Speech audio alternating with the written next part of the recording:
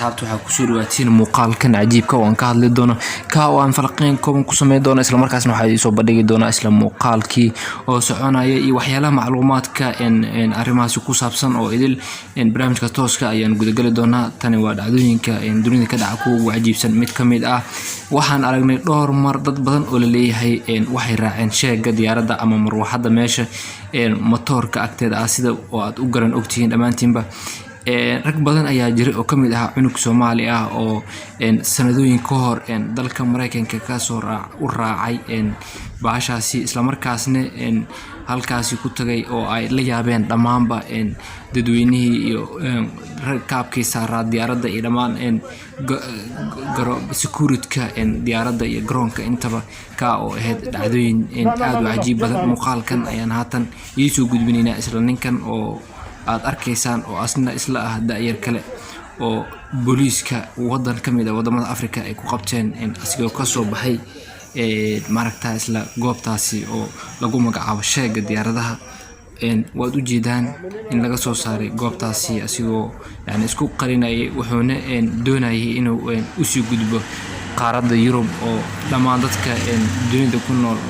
qayb kamid ay aad u jecelyihiin wadamada Afrikaanta marka loo eego iyo wadamada kale ee qaarkood isla Carabta ah oo aad u xiiseeyay in mar ay wadankaasi tagaan. waxayna aaminsan yihiin in halkaasi ay ka helayaan nolol dhaanta mid haatan ay ku sugan yihiin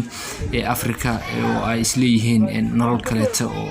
aad u fiican ayaad halkaasi ka helaysaan. fikradaasi ayaa ka dhaadhacsan naftiisii ayuu halis geliyay meeshan boqolkiiba dadka markay raacaan 99 waa ay ku dhintaan oo kama badbaadaan oo waxa dilaysa marwaxadaasi ama sheeg meesha aad u taqaan hawada ayaa dilayso oo dhibaato culus ayaa meeshaasi kala kulmayso oo maahan meel loogu talagalay in bilaadan uu gala ama si uu ku noolaado intaba waa meel aad u halis badan oo culayska inta la eg ay la yaaban yihiin argagaxna muujinaysa in qof bilaadan ah oo asigoo nolol raadinaya isla markaasna uu halis inta la eg u bareero oo nafsidiisii oo ahayd mid ugu qaalisan in uu halkaasi galo oo asigoo raadinaya waxyaalo adduunyo ku saabsan iyo waxaas oo idil dadkan dhacdadan sameeyay waa ay tiro badan yihiin marka la fiiriyo. waxa kamid ah wiil Soomaaliyeed oo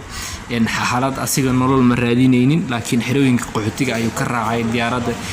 sheegeedii waxaana ku tagay Mareykanka. hooyadii ayaa halkaasi jirtay sida la sheegay aabihiina ayuu la joogay kadibna waxa uu rabay in hooyadiisa u tago. dhacdooyinkaasi ayaa ku cajiib ayaa ka dhaca dunida dusheeda mar walba aynu aragnaa. marka barnaamijkaasi siyaasi ay ugu dhacay warbixintana intaan waan ka dad badan ayaa jira xataa gawaari noocooda aan la raaci karin oo laga dhigay bal oo kale ta ama coos sida aad u taqaan ayagoona raba inay ka gudbeen xuduudiyo wadamo sida wadanka Greek iyo meelo badan oo aynu indheena ay qabteen oo la yaab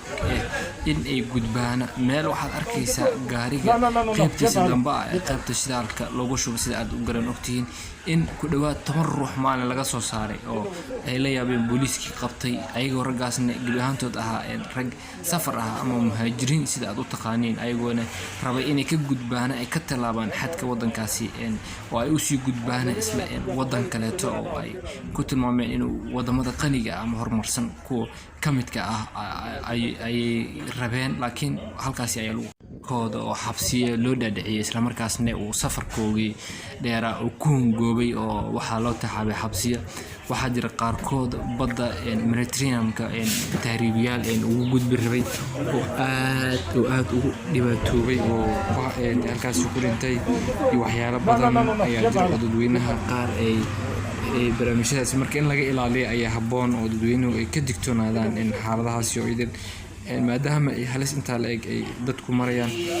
barnaamijyadaasi ayaan idin soo gudbinaynaa isla channelkeeni waxaan soo gaarnay warbixinteena qaybtii ugu dambeeyay. waxaan leenahay la socdo barnaamijyadaasi oo idin waad ku mahadsantihiin daawashada like share comment intaba waad channelka ku dhiirigelin kartaan inta barnaamij aan kana ku kulmi doono nabadgelyo.